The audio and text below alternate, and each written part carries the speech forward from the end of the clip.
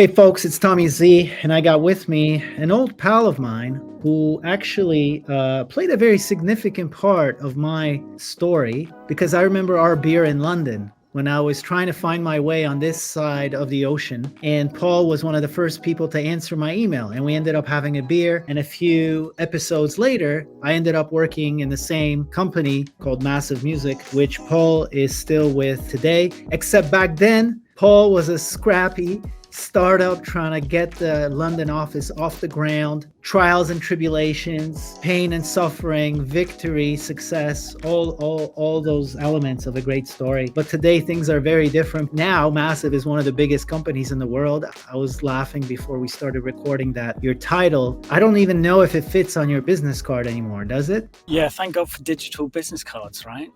You can put as much as you want on there. I want people to know, what is it that you do, and maybe, put it in, not in the office official title terms, but like break it down for the musicians watching us. Yeah, so I am looking after creative services for MassiveMusic around the world. And what does that mean? I look after our part of the business which handles licensing, original composition, music search, creative strategy, creative direction, and also the part that manages the relationships with the creative clients. It's quite a sizable part of the business. I have to look after about a third of our staff. You also mentioned that when you're not at work, you're also part of an organization that helps to ensure the fairness of compensation to musicians. Yeah. So in the UK, we have something called PCAM, which is the Society for the Producers and Composers of Applied Music. And it's the only society which represents both music production companies and individuals as well. And what we're trying to do is basically uphold the standards in the industry, maintain high professional levels of standard levels, and educate the composing community on how to have self-worth, how to price their work, how to negotiate, how to deal with contracts, how to deal with big scary companies, which aren't generally big scary companies. Actually, if you've got the tooling, it's not so bad. So we're just kind of making sure that everyone's got all the tools, all the knowledge that they need to have the best crack at being successful as possible, and to make sure they don't get exploited, because it's very easy for a company to go, oh, actually, no, we're going to say, for example, take all the rights, where they can't actually legally do that. But how's a composer getting into the industry going to know that, right? So that's where we come in, and we look after them, and we help mediate, we educate the advertising industry as well, and just kind of keep those standards high. Where is the industry at today from the perspective of a freelance musician sitting in their home studio and wondering, is this a good path to pursue? Trying to get commissioned to write original music or sound design or scores for big brands. What's your perspective? It's, in some ways, it's the absolute best time possible to be a composer looking to get into media, because there's so many opportunities, but that brings a lot of complexity. And the fact there's so many opportunities, who the hell do you speak to? Where do you start? You just go onto LinkedIn and you put advertising producer, and it brings up thousands of people. Like, who do you talk to? Where do you start? Where are these opportunities? Who's commissioning music? And that's actually quite difficult to work out, and quite difficult the people are quite difficult to find, and often aren't overly approachable. Now, but the barriers to entry have dropped considerably because of technology. You don't need a great big studio, right? I mean, I'm sat here in front of my laptop, and I could probably knock up a bit of music in half an hour with the tools just on here. That was never the case, but now you can have mobile studios. You can produce great stuff almost anywhere. More people are learning the craft. The craft's getting easier to learn, so there's a lot more composers around. Is it a good time? Yes. If you're good, yeah. If you're able to cut through and promote yourself, fantastic. If you've built a good network, brilliant. You're just going to get loads of work. Yeah. So basically what you're saying is, because there's a misconception out there that, okay, yeah, I get it that brands create content, and I get it that they have money, but what percentage of that budget is actually bespoke stuff done by freelance musicians sitting in their home studios. Most musicians have the misconception that brands go into some music bank or something and they get the music from there. And I'm trying to wake them up to the fact that a lot of the campaigns really need custom solutions. That's one. And Yeah. two, brands don't want to sound like another brand using the same track from some music library available to everyone. So can you give musicians listening to us a bit of perspective on like how vast the amount of projects that require custom work is? There's hundreds and hundreds and hundreds of projects that go through our company each year. Hundreds and hundreds on what time hundreds. frame? So every year there's hundreds and hundreds. I don't know exactly how many. I've not actually sat and counted, but it gets into the thousands. A huge chunk of those are original compositions. They could be anything from content, branding, through to major broadcast commercials. Everything from, really quick turnaround, you got half a day, right through to big projects, which will take you maybe a month to produce, mix, master, create all the variations of. There's a gigantic amount of work out there. I mean, if you think every brand that produces any sort of form of communications at all, anywhere, needs sound. A lot of library music gets used for that because that's just kind of quick and easy and dirty. Sometimes it's often not very effective, but so much more. Brands want their own sound. They want to be able to control their own sound as well, and they don't want to sound like the competition. So in comes original composition. Plus, you can craft, you can tell stories. This is what brands need, brands want.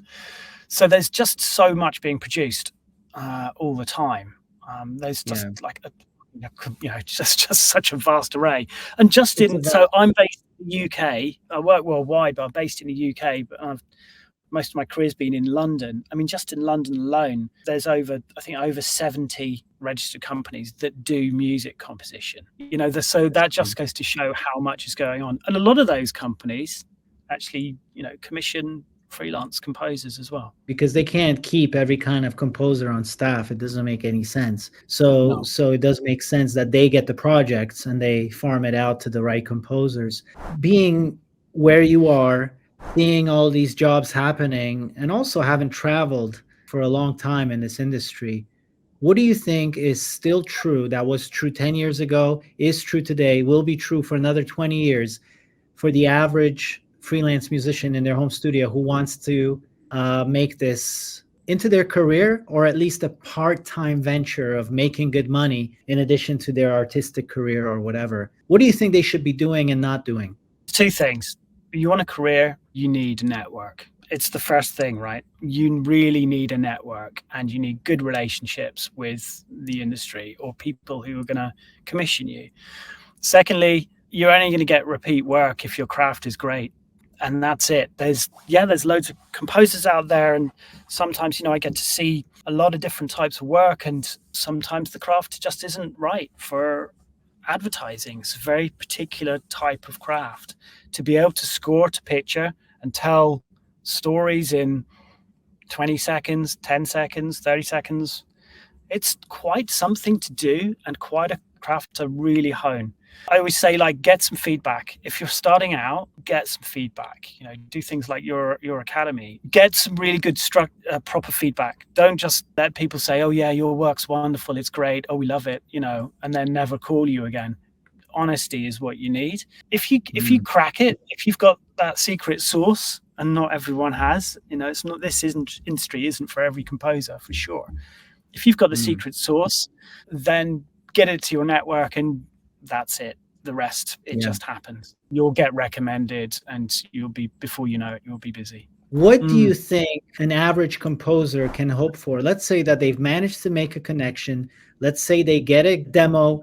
Let's say they did amazingly well, whether the demo goes final or not. They're on your radar. What are the ranges as far as payments for demo fees or final fees, or anyone considering this business? What would they be looking at realistically if their craft is up to speed and they're doing a good job of making the connections?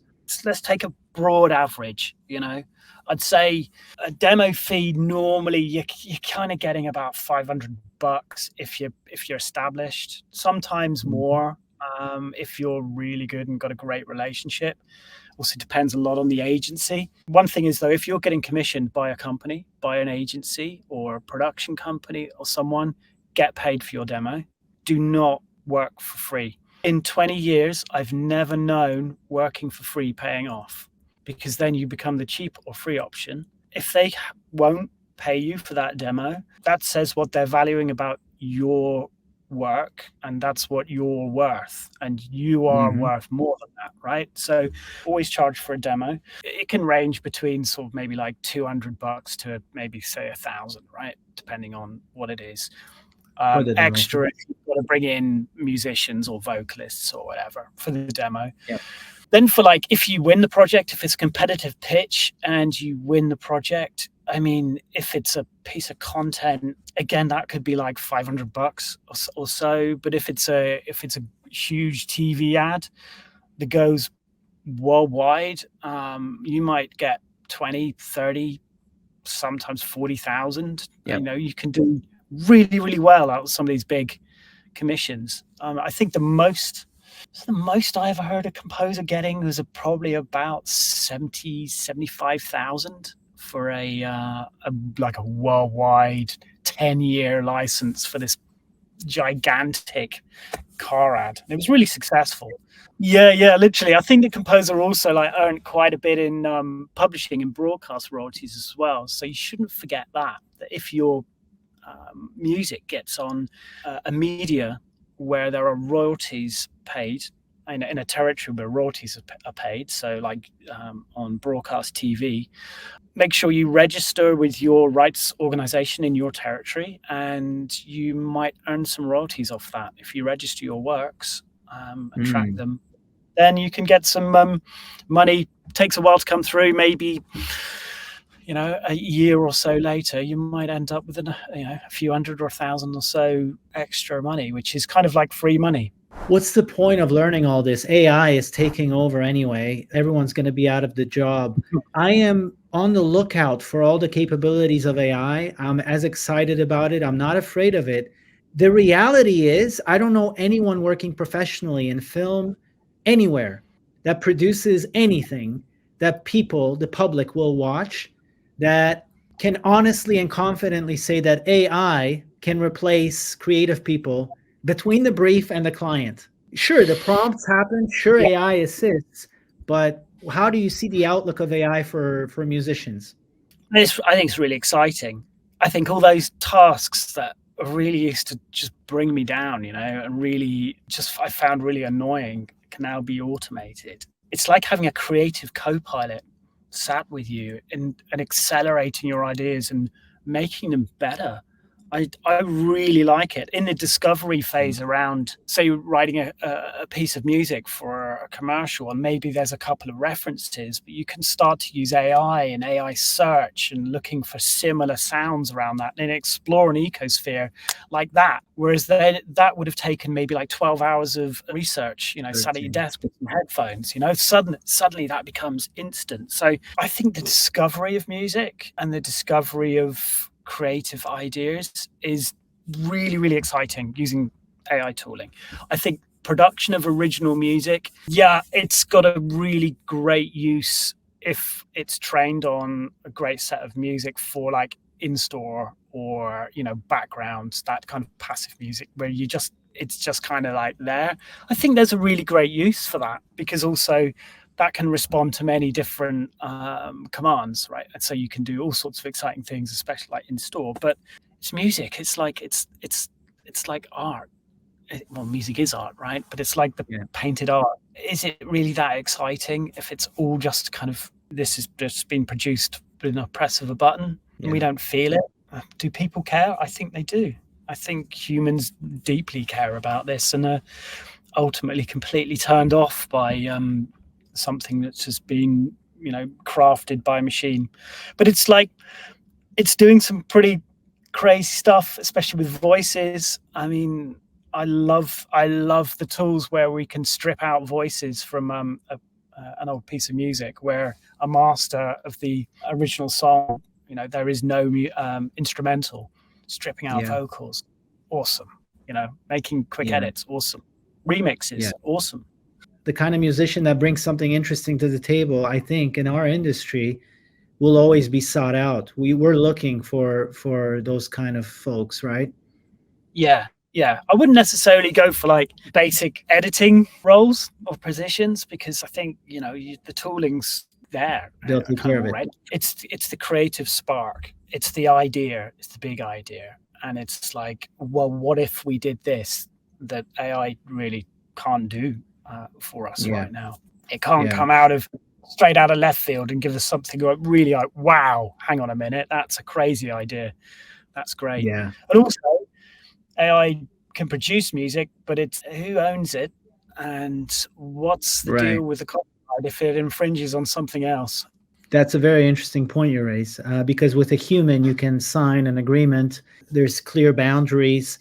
And besides, Paul, I honestly, we've been in this game for a while. I think the point at which AI makes everything perfect, so it's 100 times better than it is today at creating a beautiful, fully polished track. I think that will be the point when brands realize, my goodness, everything looks amazing. And the same, oh my God, nobody's differentiating between our content and their content. And we're going to start looking for those jagged, outlying, frail, but wonderful things called humans and their artistic expression, which I think at some point in the future, that's what's going to happen. The human combined with data and with technology, but with the human is really interesting because if you leave it all to data and technology, it does exactly what you say. You create a sea of sameness because brands are all trying to do the same thing. They want to buy their products, subscribe to their services, right? And they're not all unicorns. So that's the human role. So let's say you are this scrappy young Paul having a beer with Tommy Z in London 12 years ago or so it was. But it's 2024 and Tommy Z is aspiring musician. He's capable of doing some magic. Great. But he's completely naive when it comes to this business. What do you tell Tommy over a beer? The first steps, or how should he structure his day, or what are the simple few things that he should do on a daily basis, concrete, to get a start in this business? Community is great. So find composing communities and join them in your territory, or there's a few global ones. If there's a group like PCAM, I know there's like the Composers Club in Germany. There's a group in the States, but find a group and use their resources because learning it all yourself is really, really difficult. All the legal, all the how do you invoice people, how much should you charge? It's a lot to learn. It's not crazy, but it takes a long time. And it took me a long time to learn that stuff. Mm-hmm. Actually, if I'd just gone straight to the society or straight to a group, I could have found out from my peers from that group everything I needed in like a week. It will fast track your career. And I think that's the single most important thing you should possibly do. Most people concentrate on their craft and forget about the business side. Get the business side sorted. Otherwise, you don't have a business. So I really appreciate catching up with you, man. It's been amazing. We'll chat by email to try to get you into our academy for a live Zoom call with our students. Yeah, I'd love that. I'd love to meet them. Yeah, thanks a lot. It's been great to catch up.